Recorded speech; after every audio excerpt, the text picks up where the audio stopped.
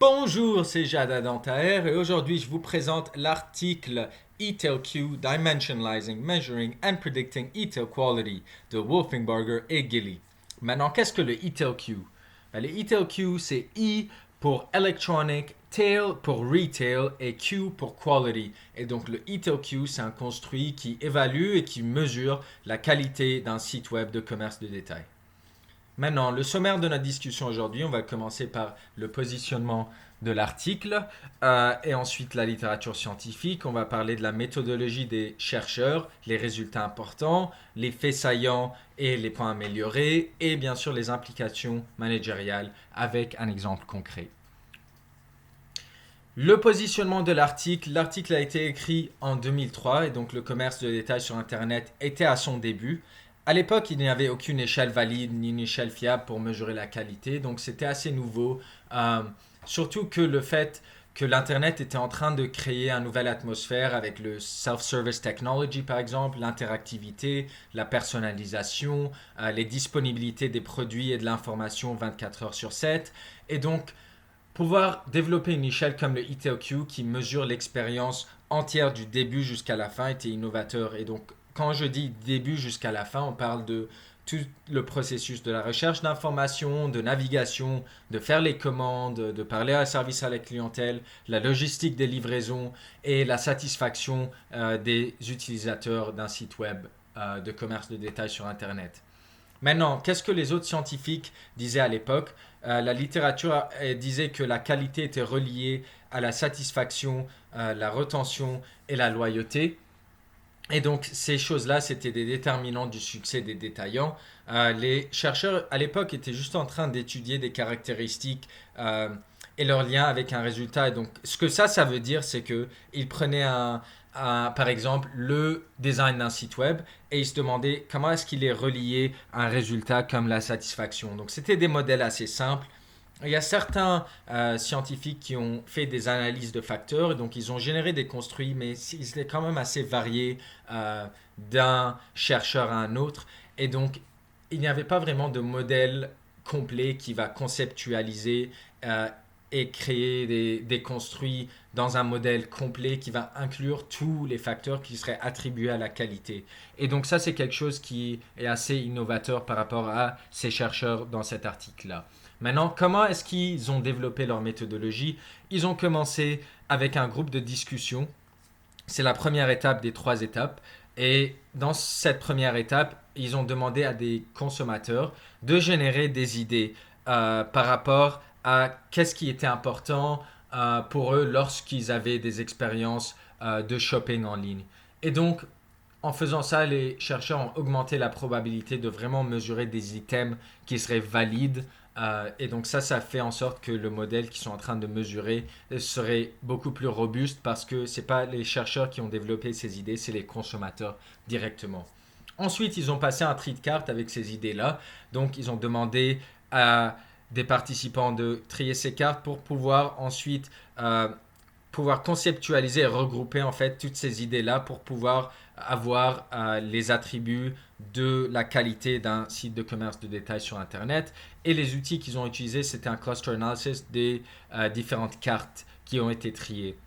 Et ensuite, avec ce cluster analysis-là, les chercheurs, ils ont pu développer des questions dans un sondage et de le présenter aux participants. Et l'outil qu'ils ont utilisé là, c'est le Exploratory Factor Analysis et le Confirmatory Factor Analysis pour pouvoir avoir les construits les plus valides et pouvoir avoir les facteurs essentiels qui pourraient faire en sorte que ils pourraient développer cette échelle-là du ETLQ. Donc, quels sont les grands résultats? Les 4 facteurs essentiels qu'ils ont trouvé pour expliquer le ETLQ, c'est le fulfillment. Donc, ça, c'est tout l'aspect logistique. C'est est-ce que tu as ce que tu as commandé au moment où c'est prévu d'être livré?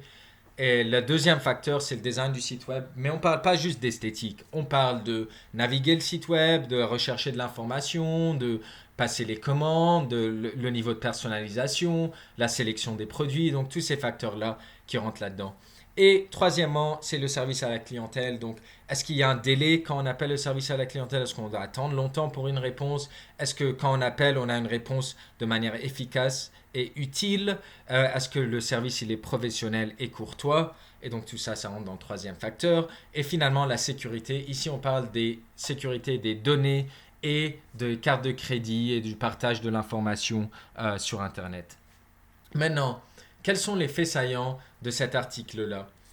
Donc, le modèle complet que les chercheurs ont développé, donc le ETLQ, ils avaient utilisé un site web de commerce de détail pour faire les sondages. Et donc, en fait, le but d'avoir fait ça, c'est ils ne voulaient pas utiliser n'importe quel site web, par exemple les sites web de divertissement, parce qu'ils savaient qu'un site web de commerce de détail serait peut-être différent par rapport à l'usager et la manière qu'il interagit avec. Et donc, ça, c'était quelque chose qu'ils voulaient prendre en considération. Et je trouve que ça, c'était une des forces de, euh, de cet article-là pour ces chercheurs-là. Et aussi le fait que les participants qu'ils ont utilisés, c'était justement des consommateurs. Et donc, ce que ça a fait, c'est que ils ont mesuré pas juste les intentions d'achat ou les intentions de revisiter un site web de commerce de détail. Non, ils ont vraiment pu évaluer l'expérience complète et la perception de la qualité des consommateurs eux-mêmes. Et donc ça, c'est une autre force de cet article-là. Et finalement, ils n'ont pas juste évalué le design du site web. Donc une des forces, c'est qu'ils ont vraiment pris en considération l'expérience complète. Donc l'interaction avec le service à la clientèle et aussi toute la question de logistique qui est aussi important. Donc le last mile qu'on a discuté dans le dernier cours qui est aussi très très important pour les consommateurs. Maintenant, on va passer au point amélioré. Déjà, première étape avec le focus group, le groupe de discussion.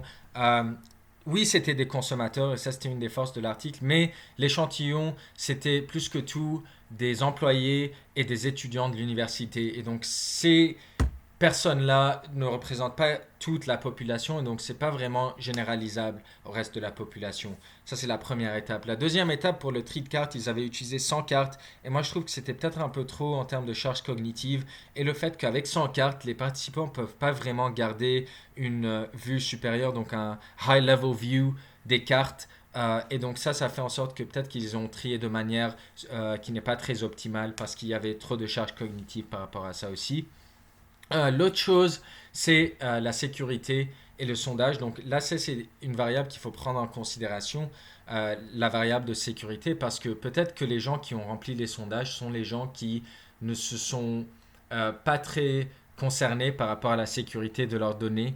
Et donc, est-ce que les gens qui ont répondu à ces sondages-là, c'est juste les gens qui ils ont une certaine perception de sécurité et les autres qui n'ont pas cette perception n'ont pas rempli les sondages. Ça, c'est quelque chose à considérer. Et bien sûr, le fait que les désirs et les attentes des consommateurs depuis 2003, ce ne sont pas les mêmes. Et donc, ce que ça veut dire, c'est que dans l'étude, ils ont dit que la communauté n'est pas importante, mais maintenant, en 2020, avec les médias sociaux, la communauté devient de plus en plus importante. Et donc, ça, c'est quelque chose à considérer. Maintenant, pour les implications managériales, c'est en comprenant ces quatre facteurs, donc le design du site web, la logistique, le service à la clientèle et la sécurité, les managers vont pouvoir comprendre les attentes de leurs clients et en gérant ces quatre facteurs-là, ils peuvent aussi gérer la relation avec les clients et pouvoir fidéliser les clients de manière plus efficace. Maintenant aussi, en regardant les factor analysis, le exploratory factor analysis, il y avait 40 items qui sont trouvés qui sont reliés à la qualité. Donc ces 40 items-là peuvent être utilisés comme diagnostic par les managers pour pouvoir s'assurer qu'ils sont sur la bonne voie par rapport à la perception de qualité.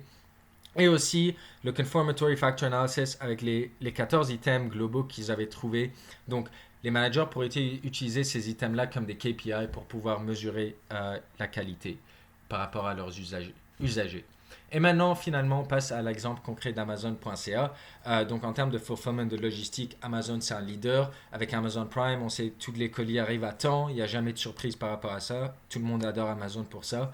Le design de leur site web, l'information est très bien organisée. Il est personnalisé par rapport à ce qu'on achète. La sélection, c'est une des plus grandes sur Internet. Et les transactions sont faciles avec le one-click purchase. Et en termes de sécurité, il y a la perception que tout le monde l'utilise, donc il n'y a pas de risque, il n'y a pas de scandale dans les médias par rapport à ça. Le site web est très professionnel, le look and feel du site web rassure les consommateurs et finalement le service à la clientèle est rapide et efficace. D'ailleurs, tous les employés Amazon sont obligés de passer 2 jours à l'année en service à la clientèle pour comprendre l'importance de donner un service à la clientèle exceptionnel et impeccable sur tous les niveaux de l'organisation. Et donc c'est pour ça que j'ai choisi Amazon et je vois que cet article-là a été très utile pour nous pour comprendre comment évaluer et mesurer la qualité d'un site web de commerce de détail. Et j'espère que vous avez aimé cette présentation. Merci beaucoup et au revoir.